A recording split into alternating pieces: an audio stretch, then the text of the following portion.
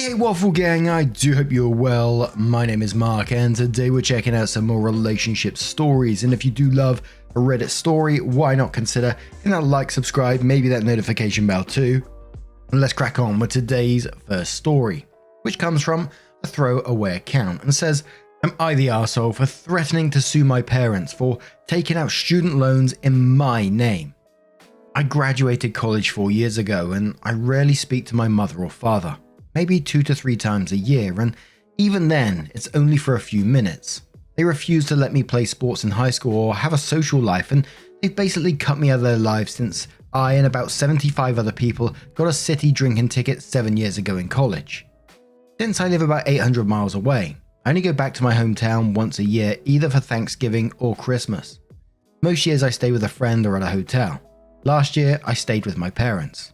No way in hell am I going back for either this year. Just about 5 months before I graduated college, my parents bought a boat. I know they got a good deal on it and they have used it a lot. They took it out of the water for the season in early October. I've literally never seen it in person, just pictures from Facebook. Last week, I texted my father, first contact since March, and let him know I'd be able to make it back for Christmas. About a minute later, he called and over the course of 5 minutes explained how he and my mother decided since their last child was about through college, they would buy a boat. The only problem was they didn't have the $20,000 to buy it.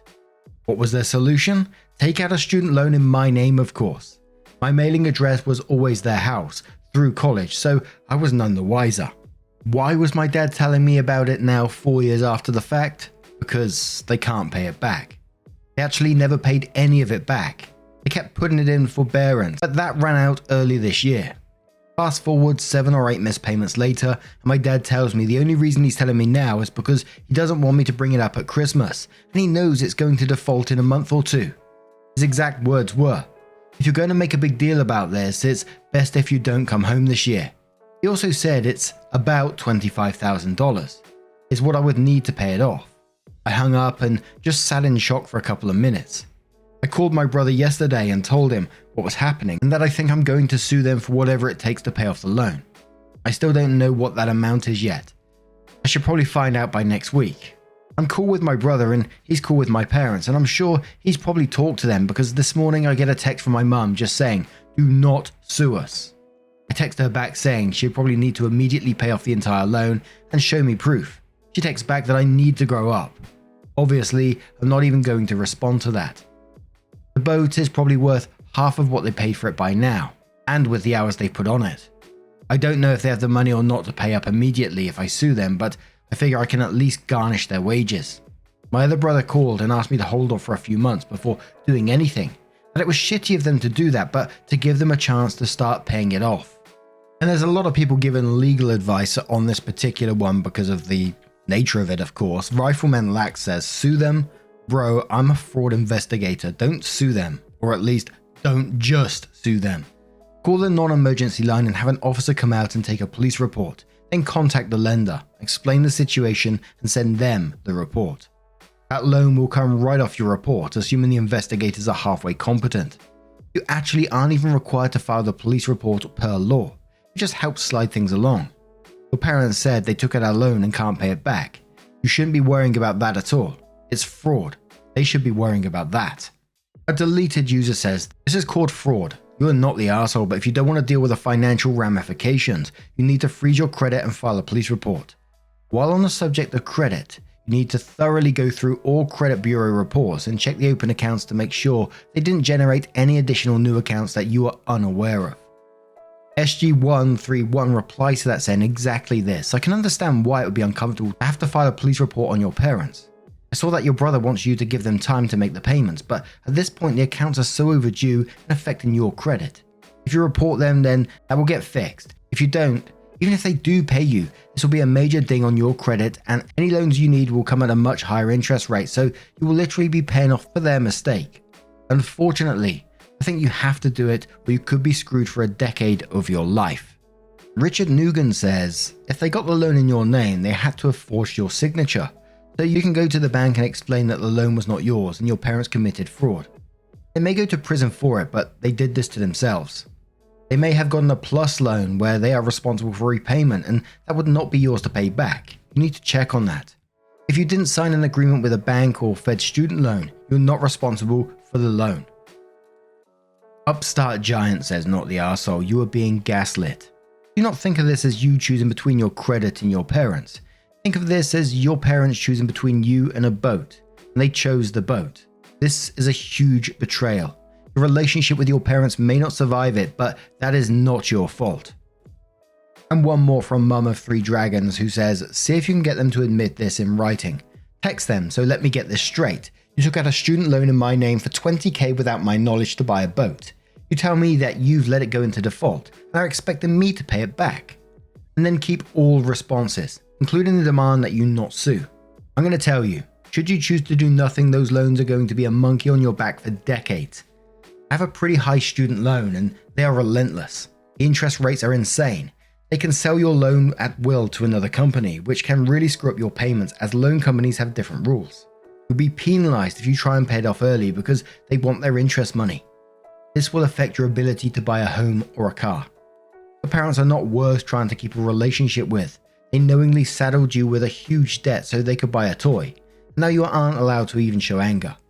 They are selfish assholes, and the best thing you can do is file a police report and let the cops and the lender do the rest. So OP does update the post and they say this update has a happy ending of sorts. Basically what happened is that I did end up having to make a police report about what happened. My parents weren't arrested, but they were charged with deceptive practice. As part of a negotiated deal, they agreed to become responsible for the debt and they received 12 months of court supervision. The student loan company removed the loans from my name, then made it clear they had planned on suing my parents and myself. My parents for obvious reasons and myself because I benefited from the crime. My degree.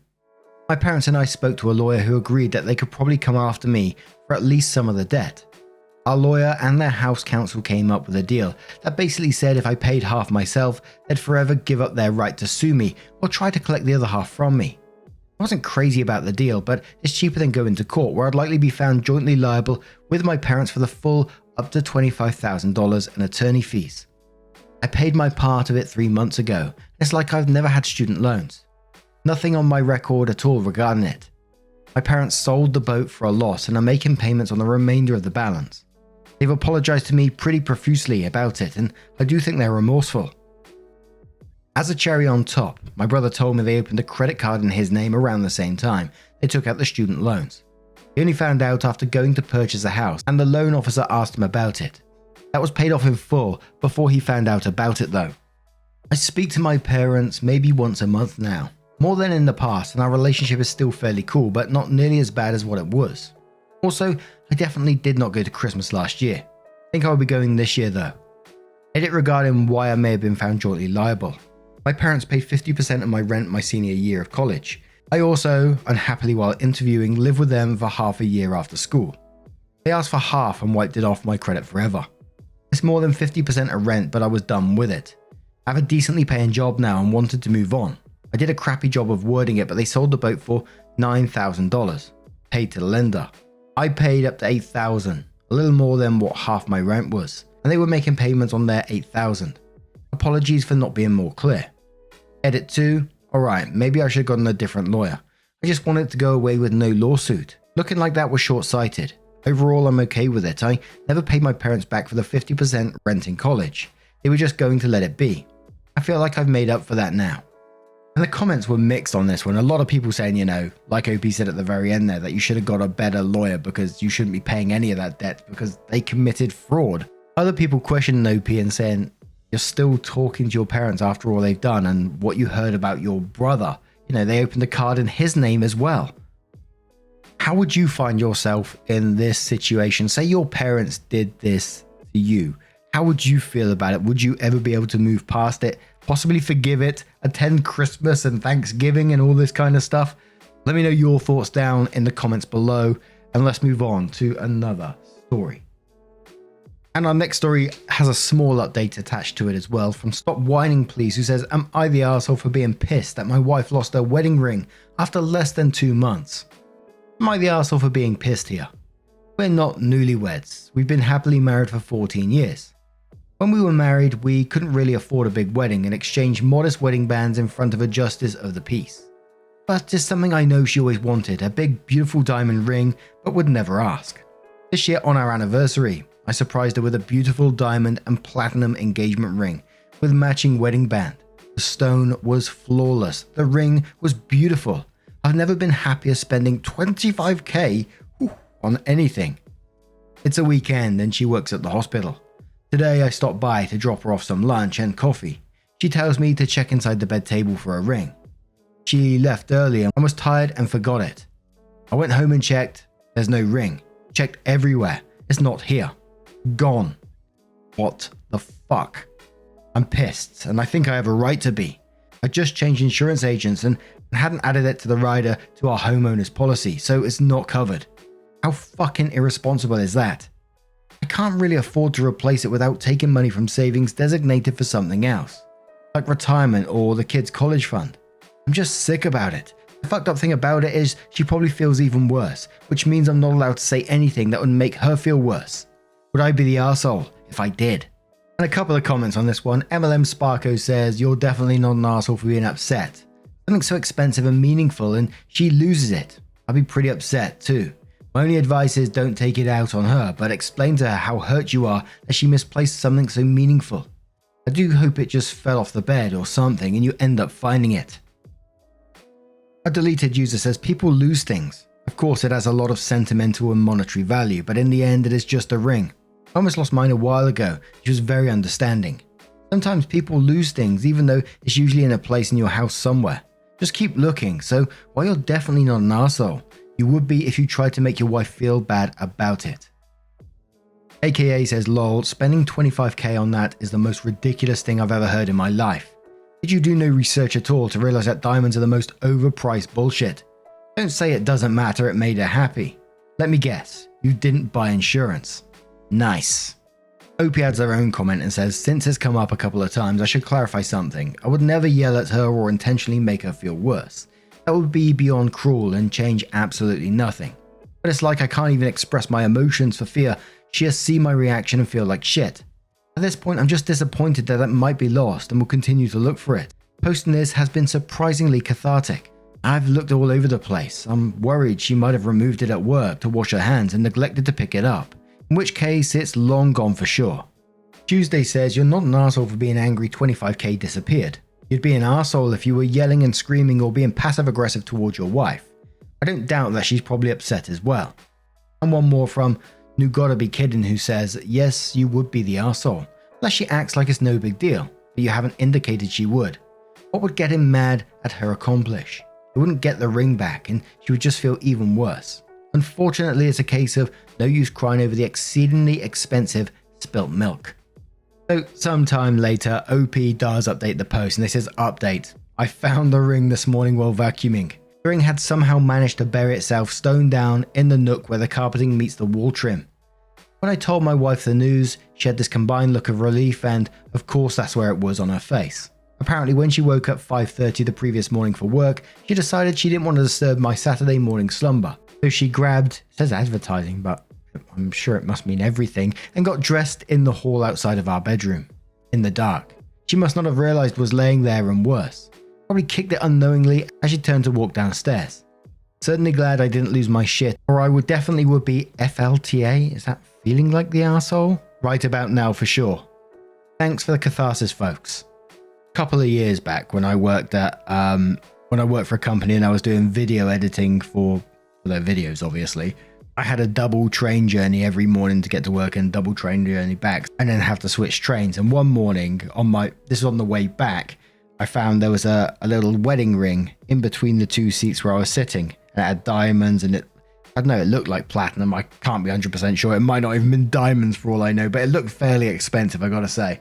Had hallmarks and stuff on the inside. And all I could think of is, what is that person going through right now? There was no other marks on it, so, there's no other way to get in contact with them. So I took it to the train station person and they took me in the office and had to write which carriage it was on, where I found it. And they gave me like a little baggie to put it in with the notes that I wrote down in there, and then I saw him open this drawer to put this baggie with a ring in, and I'm not joking. I'm not sure how many there was, but there was easily like over 100 of these little bags in there, all with rings and jewelry inside, and I think, fucking hell. I couldn't help but think how many of those were wedding rings or important pieces of jewelry, sentimental jewelry, and I thought, bloody, that must be devastating for those people to lose those bits of items. But now I'm going to turn this one to you guys. What do you guys make of this situation? Let me know your thoughts down in the comments below, and let's move on to another story. And our next story does come with like some edit updates as well, from a throwaway account that says, am I the arsehole for getting upset with my boyfriend for calling me an 8 out of 10? I'm not unrealistic about my looks. I know I'm not a supermodel. However, I am in very good shape and have a pretty face. I used to be much more rigorous about working out, which has gone way down since I started my career. But I still stay in great shape and am slim. Boyfriend is an extremely athletic guy, but I don't think he's more physically attractive than I am, just more fit. We were drinking about a month ago and I jokingly got him to rate me. I wasn't expecting him to say 8 out of 10, but it kinda shocked me, as all my previous boyfriends have spoken to me as though I was the most beautiful woman and called me a 10 out of 10. It made me feel unique and wanted, and it just felt good to hear that. In comparison, it hurt to learn that my boyfriend doesn't feel that way. I stewed on it for a month. Then last night I decided not to bottle up my feelings anymore and told him how I felt when I first heard it. He again confirmed that he thinks I'm an 8 out of 10 in the looks category, but that I make up for it by being 12 out of 10 everywhere else. I really didn't know what to make out of that. I just opened up to him explaining it hurts me, and he just confirms what he said. I don't know how to talk to him about it, so I just kind of clammed up and was distant for the rest of the evening. He kept trying to talk to me and I just kept telling him it made me feel bad, but he never took it back. I just want him to tell me that I'm a 10 out of 10 in his eyes, even if it's not true. Am I the arsehole? The first comment on this one says you're the arsehole. Don't ask your boyfriend to rate you, even as a joke, if you're going to take the answer so seriously that you bring up the wrong answer a month later. Ivadara replies to that and says, I was going to come in here and say that he's an arsehole for using a rating system in the first place, and then I realized you forced it on him. So you gave him the choice of either fibbing to you or telling you the truth and watching you get mad. Are you Scar Joe? Then why would he be expected to say 10 out of 10? Don't ask leading questions where there is only one right answer, especially when your target isn't aware. And no, you haven't damaged it permanently, but definitely let him know that you're 100% sorry for backing him into a corner to satiate your own insecurities. Sapper12D says, yes, you're the arse. You put him in a difficult position where he has to lie to you to make you happy, then stew on it and throw it back in his face. Total red flag that no disagreement between you two will ever be forgotten. Rivka says, yes, you're the arsehole. He gave you a really high rating. So from the title I assume that you're upset with him for using that number scale at all to rate women in the first place, and to rate you at all, because the whole thing is a bit misogynistic. But no, you made him do it. If you wanted him to give you a fake answer, you should have told him to give you a fake answer. The fact that other boyfriends lie to you doesn't mean you have to expect them all to. And one more comment from Cards Against Reality, who says you're the arsehole. You shouldn't have asked him to rate you if you didn't want the truth. And if you were just fishing for compliments, you should have found a different way to do it.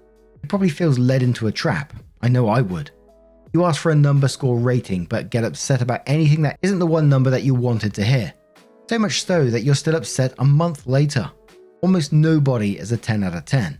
There is no point in being angry at him because you asked him a question that you didn't want the answer to.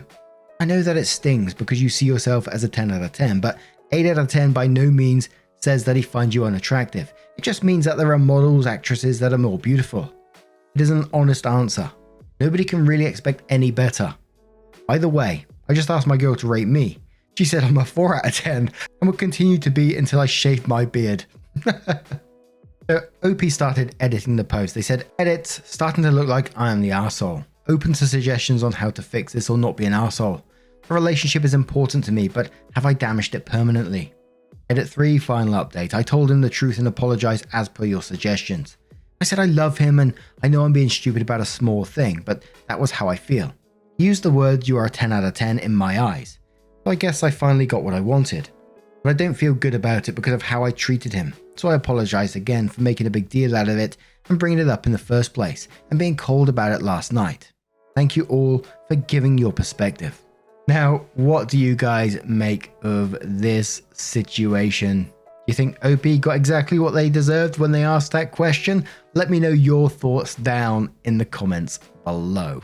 Now, just a huge thank you from the bottom of my heart for getting involved in today's stories. Your love, your support, your time always means the absolute world to me. So never forget that. And thank you so much for being a part of it all. As always, I truly appreciate you and your time. Thank you so much. And hopefully we'll see you in the next one. Take care and much love.